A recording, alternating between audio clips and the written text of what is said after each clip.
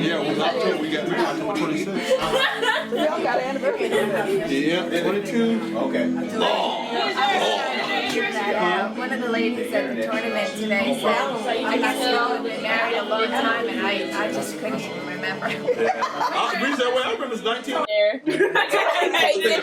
somebody pasted his head on. Yeah, it looks like, and that side too. It looks like it was like cut and pasted on there. It does, but that's how good those pictures are. He was one of those really, really, really nice cameras.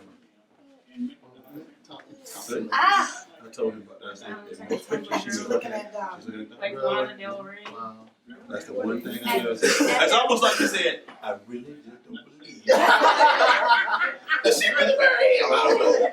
Their pictures from their 50th wedding anniversary are the same way. She's looking at my father. That's right. She just doesn't like looking directly at the camera or something.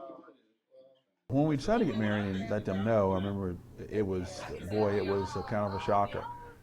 We had the entire family over to our condo, and Donna told them.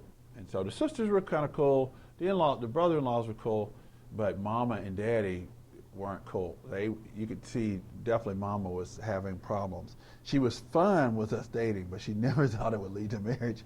Over time, it just got to a point where she was trying to get Donna to understand that America doesn't treat black folks right. This is basically what it is. America doesn't treat black folks right. And you're getting to marry a black guy. So if they're not treating him right, that means you're going to get some of that. Donna's mom is Donna's mom. She's a strong-willed liberal from the Northeast. But that was one where I saw her evolve over time and came to understand, that it wasn't about, maybe there is a problem, but somewhere you just got to go with what you know. And for her, that's what happened. She came to understand that our care for each other was going to override.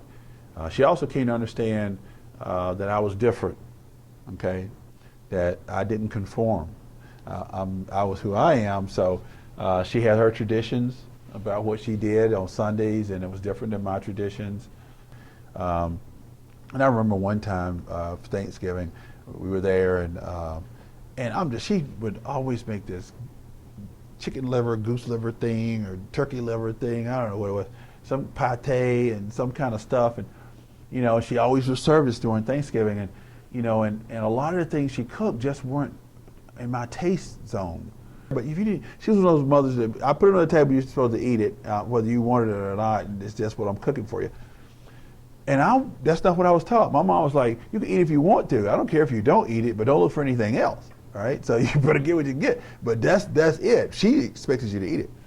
So she noticed something. She passed me something one day, and by the end, I think she'd had a couple of glasses of wine, so she was a little freer with her tongue, and she just looked at me, and I said, no, thank you, and I passed it on. She says, Dennis, I just don't know what's going on. I just don't think you like my cooking.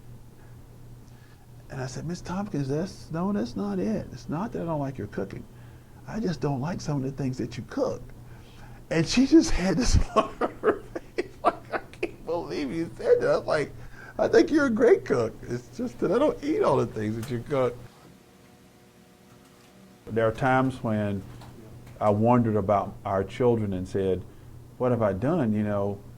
You're bringing children into the world and they're having to be evaluated by the color of their skin. I wonder sometimes what Donna thinks about.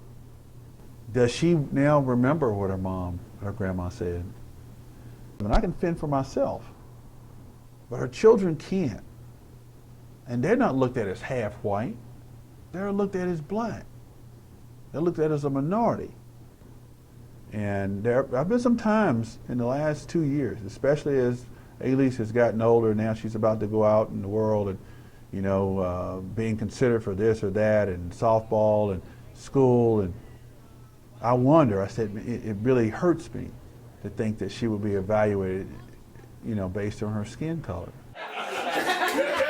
Maybe she didn't know what it was. You're not gonna get rid of that. Let's try to eat yours until tomorrow. Her hair is longer than. I had those twists. We used to get those twists done all the time. I know, I liked those. Okay. Doesn't even look like All you. of the little like Annie in there. You're all on me. That was when Olivia wanted to wear those blonde wigs all the time. Oh my god, yes. They were pretty, but not right.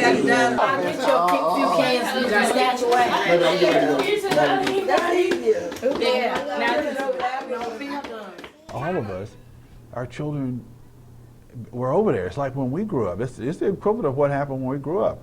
You know, we're so close to your grandma that you would spend time there.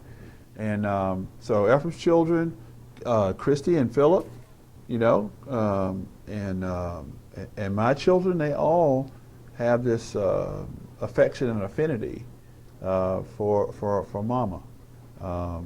And I think one is because she's just that kind of person, and two, because they spent time with her as babies and saw her as part of their nurturing circle. And three, Sunday afternoon. That's a ritual that they will carry with them the rest of their lives, just like I do.